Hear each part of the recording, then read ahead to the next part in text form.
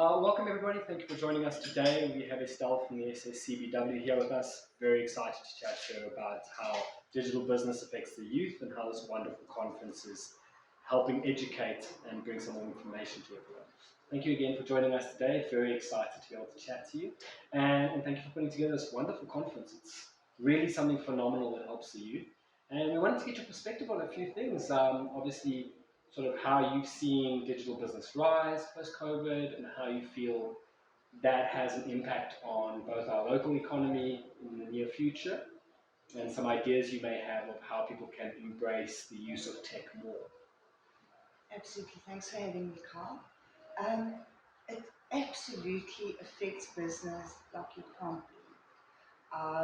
A friend of mine is in Australia and he's very high-end marketing, as in his clients pay him $1 million for some of his projects.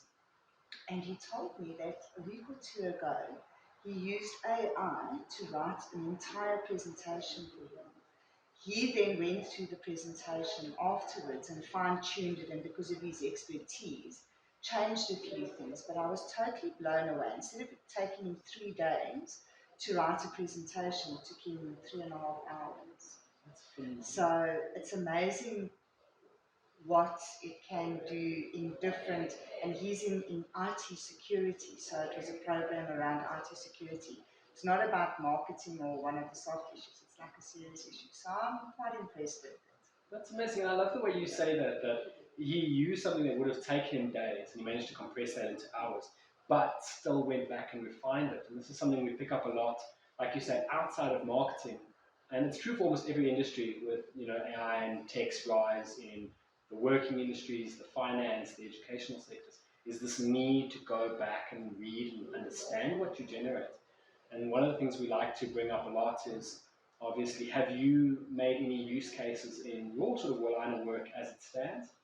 With your generation leading ours, and ours being the generation before the youth were educated, it's phenomenal for us to see how tech influences each generation's skill and workload. So I've just played around with it a bit, having fun, asking it to draw or come up with a visual of Tom Cruise's eyes with this one's hair and this one's nose and whatever, and just seeing what the outcome is. So I've studied a lot. I've got a degree, 2 diplomas, I've lectured at varsity, so I'm very technical, right brain minded. But somehow with AI, I don't feel like I want to get into it to understand it. I want to play with it first. Because I'm more comfortable playing and seeing what it can do in play before I trust it enough to use it in business, probably. As I'm speaking, I'm wondering why I do that. And I think it's to develop trust, to see what it does while I'm playing and then incorporate it in my business. Another way that I've used AI recently as well, I'm looking at immigrating, and I've asked AI to help me to write my CV, because the last time I used my CV was in 2015, and I haven't updated it, so I fed it what my previous CV looked like, and then some of the stuff that I did, and it was unbelievable what it came up with, and just the way that it put it together, rather than the way I would have put it together. I love that. And something that you mentioned that I love is that people are learning to play with the information and the tools. Something that someone said to us recently was AI is to the modern world what the hammer was to the building industry or the spade was to the gold rush. It's a tool, but ultimately if you don't play with the tool, you cannot understand it and use it, which is obviously why we love being able to test its boundaries in various industries. And the use in a CV is a phenomenal one because as the youth come into the marketplace, they obviously need to be able to produce themselves in a presentable manner. And the number one problem most people come up with is, how do I prepare my CV? So that's a wonderful use case I think the youth can definitely benefit from. And something that we've also seen coming up in playing with AIs, and I love that you say the image generation, because so much of the market is used to the text generation, ChatGPT, that using the image generation is obviously a wonderful feature.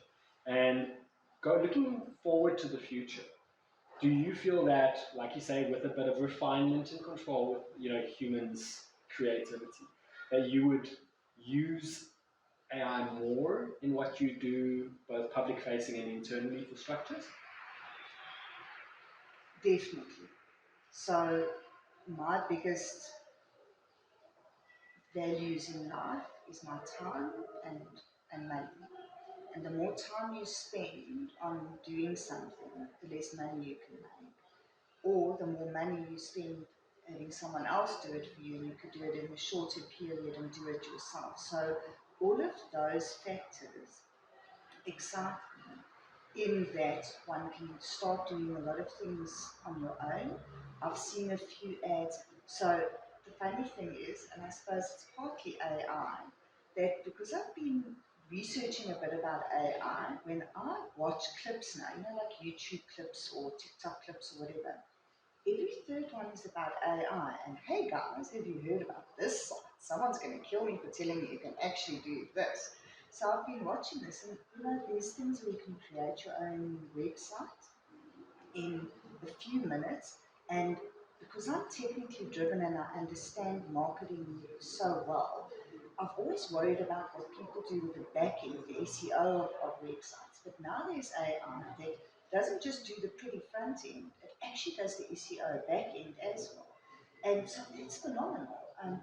I'm concerned that many people are going to be without jobs that used to do these things, but I'm pretty sure they'll now find new innovative ways to use AI to then create new career paths and do new things.